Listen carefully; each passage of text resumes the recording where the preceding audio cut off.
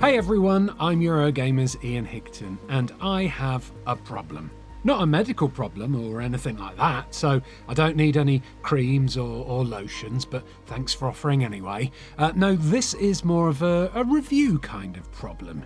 You see, my issue is this. How do I review a game that I think is amazing when almost anything that I could tell you about said game could run the risk of ruining the experiences that I had with it and that made me think the whole thing was so incredible in the first place?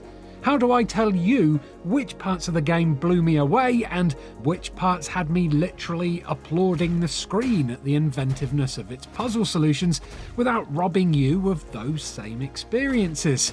As much as I'm busting to shout about these things from the rooftops, quite honestly, I can't. That wouldn't be fair on you lot. So instead, I'm just going to tell you to buy Tunic right now and then end the video here. So go buy Tunic. It's easily going to be one of my games of the year, and if you love adventure games, well, you definitely won't be disappointed. So anyway, thanks for watching. Do like it. Hold on. Hello? Oh, hi, Aoife.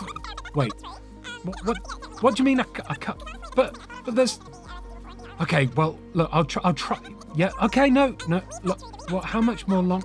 Okay, yeah, I know, watch time metric. Yeah, okay, good, okay, yeah. All right, okay then, well, goodbye. She hung up on me. So, what can I say about Tunic without spoiling anything? What can I tell you to convince you that this game is undeniably worth a place in your gaming library? Well, let's start by simply saying that Tunic made me smile. And it made me smile at a time when there seemed to be nothing left in the world to smile about. It's a game about mystery, about exploration, about magic, about twists and turns and unexpected events and community and puzzles and also a bloody adorable little fox.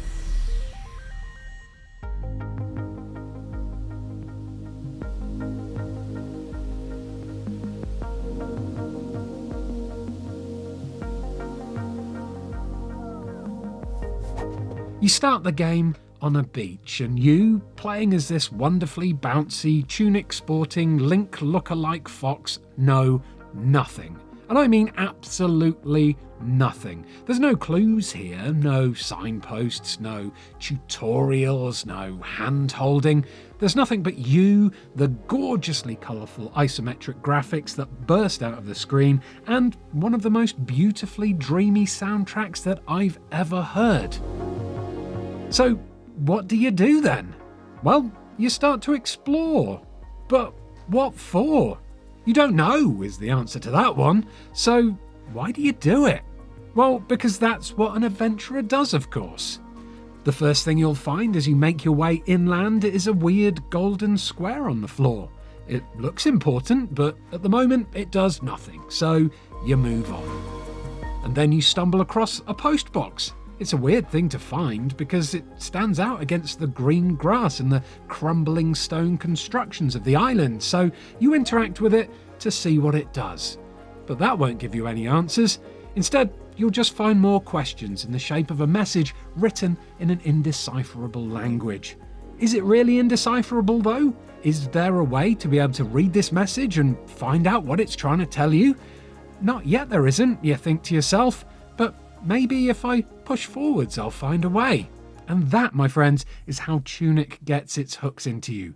Each item you interact with is as mysterious as the last. Each new area you uncover is another thread of a gigantic puzzle to tug out and to try to unravel. And it's one that will completely absorb you and have you thinking about the game long after you've shut it down for the night.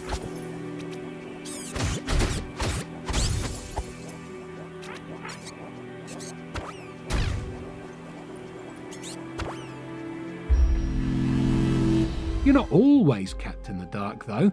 One of the most ingenious mechanics in Tunic comes when you start to discover the discarded pages of an old instruction manual for the game. They've been strewn all around Tunic's world, and they're nostalgically designed to look like an old manual for something like Link to the Past, with colourful illustrations, maps, and a mixture of languages on its pages. Sometimes it's written in English, but mainly it's more of those weird Tunic hieroglyphs. So at first these pages may seem useless, but look deeper and you'll often find what you need for that moment in time. You see, you're not the first owner of this manual. Someone has been here before, and occasionally they've left little notes in biro on the pages. They've left ciphers, codes, clues, and even diagrams. The information contained on these pages will often seem like nonsense at first, but occasionally something will click. Oh my god, of course, you'll think.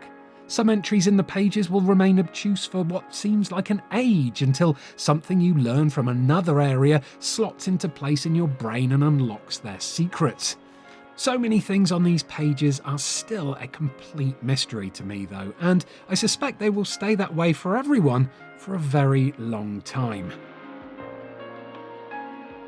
I've not seen puzzles like this since Fez. Puzzles that, when solved, will flip your entire understanding of the game onto its head. Countless Tunic Discord communities will spring up to try and solve them as people begin to realise that Tunic is way more than what it appears to be on the surface. People will trade theories, eureka moments, and tales of failure, and these group huddles, these citizen detective moments, will be just as memorable for those who take part in them as the act of playing the game itself. But it's not all puzzles. Eventually you'll find weapons. This is an adventure game, of course, so you'll fight enemies and bosses and use new tools to advance through the game in ways you'd never think possible. The combat itself is easily compared to that of Zelda, an action RPG, combined with some light Dark Souls mechanics, so as you defeat enemies and find items, you'll earn little gold pieces. Die and you'll lose some, but you'll get the chance to reclaim them if you can get back to where you fell. But die again and you'll lose them forever. You know the drill. But aside from some very challenging boss battles, fighting the majority of enemies in Tunic is never anywhere near as brutal or stressful as something from a Soulsborne.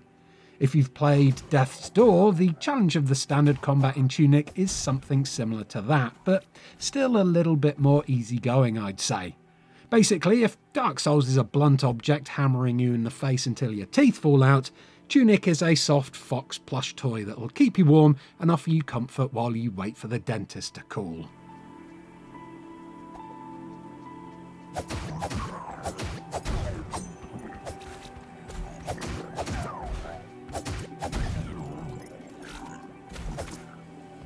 And honestly, that's really as much as I can or want to tell you about Tunic. Anything more would be doing you personally a disservice, as revealing any more or showing you any gameplay from past the, 2 to 3 hour mark would make me feel like I was robbing you of experiencing one of the most remarkable games I've played in a long, long time. If you love adventure, wonder, surprises, riddles, excitement, exploration, and encounters that'll blow your mind and make your heart soar, Tunic is the game for you. And if you don't like those things, that's fine too, because I'll be more than happy to play this one all over again, just so you don't have to.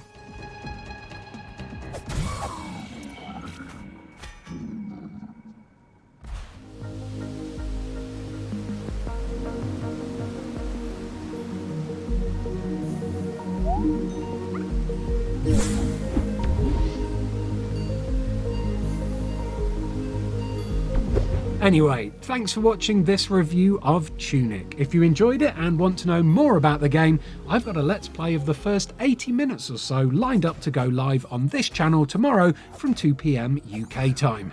Hopefully I'll see you there, but I won't be offended if you want to skip it and go into this one as blind as possible.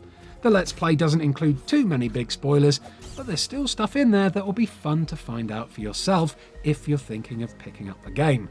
But either way, do like this video if you enjoyed it or found it helpful, subscribe to Eurogamer for daily videos about video games, and check out some of our other recent reviews that are on screen and clickable right now to find out our thoughts on the other games that we've been playing recently.